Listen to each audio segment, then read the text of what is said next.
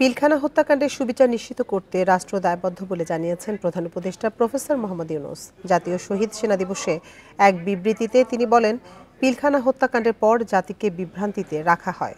দিবসটি উপলক্ষে বাণীতে তিনি বলেন, নির্মম হত্যাকাণ্ডের শিকার সব শহীদদের স্মরণে এখন থেকে প্রতি বছর দিনটিকে জাতীয় শহীদ সেনা দিবস হিসেবে পালন করার সিদ্ধান্ত নিয়েছে অন্তর্বর্তী সরকার।